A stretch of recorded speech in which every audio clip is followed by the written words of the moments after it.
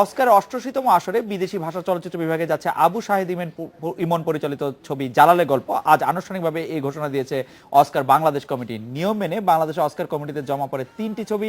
Impress Telefilm প্রযোজিত ছবিটি এরই মধ্যে ঘুরে এসেছে ৯টি আন্তর্জাতিক চলচ্চিত্র উৎসব। ছবিটি বাংলাদেশে মুক্তি পায় গত ৪ সেপ্টেম্বর।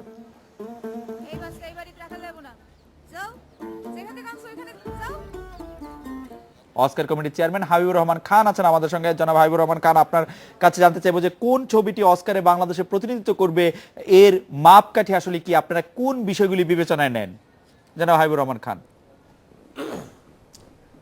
বাংলাদেশের প্রতিনিধিত্ব করবে জালালের গল্প। আর বিবেচনায় একটা সিনেমা যখন বিবেচনা করা হয় যে কোনো বিষয়, মানে বিশেষ করে পুরস্কার কিংবা কোনো কম্পিটিশনে, তখন একটা সিনেমার সব দিকটাই, তার গল্প, তার সংলাপ, তার ঘটনা প্রবাহ, চিত্রনাট্য, সব কিছু মিলিয়ে একটা সিনেমাকে বিচার করা হয়।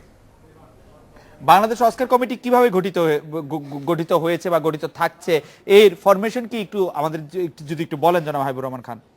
এর ফরমেশনে যে মূল অস্কার কমিটির একটা নীতিমালা অনুযায়ী, এবং তাদের নীতিমালা অনুযায়ী কমিটি গঠন করা হয়, তাদের অ্যাপ্রুভাল হয়। এই আমরা ফেডারেশন অফ ফিল্ম সোসাইটি এইটা আমরা করে আসছি, এবং প্রত্যেক বছরেই কতগুলো ফর্মের মাধ্যমে লোক, আমাদের এখানে যে কমিটি হয় সেই কমিটির নাম ওদের ওখানে পাঠানো হয়। পাঠানোর পরে তারা যে অ্যাপ্রুভাল দেওয়ার পরেই আমরা এই কাজটা করি।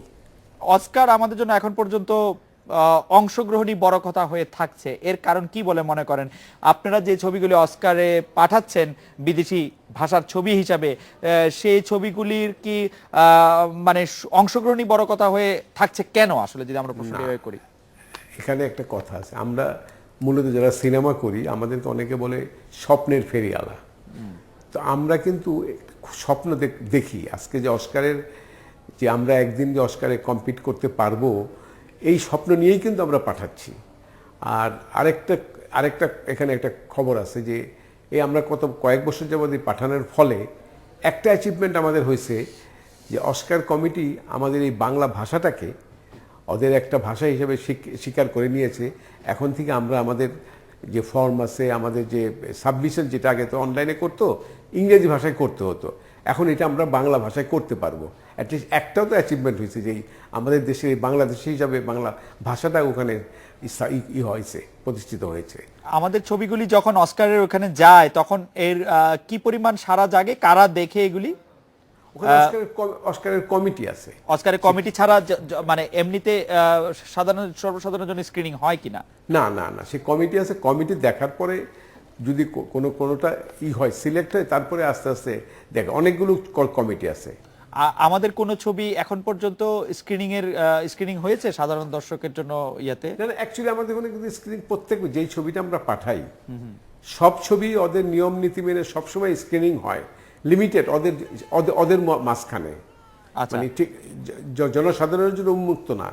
আচ্ছা, জালালের গল্প নিয়ে আপনি কতটা আশাবাদী? আপনার মূল্যায়ন কি ছবিটি কিরকম হয়েছে আন্তর্জাতিক মাপদণ্ডে, যদি আপনি একটু বলেন? আন্তর্জাতিক মানদণ্ডে আমাদের কতগুলো লিমিটেশন আছে, আমাদের সীমাবদ্ধতা আছে। আমরা টেকনিক্যালি এখনও যে ওই জায়গাটা যেতে পারি নাই। তবে আমরা আশাবাদী, এবং আজকে না হোক, আজ থেকে 10-15 বছর পরে আমরা একদিন না একদিন অস্কারে যাবই। এই হলো আমাদের গোল, সেই গোল নিয়েই আমরা আগাচ্ছি। জনাব হাবিবুর রহমান খান, আপনাকে অনেক ধন্যবাদ। শুনছিলেন হাবিবুর রহমান খানকে। এই ছিল আজকের রেডিও স্পিকে আমন্ত্রণ আমাদের পরের আয়োজনে।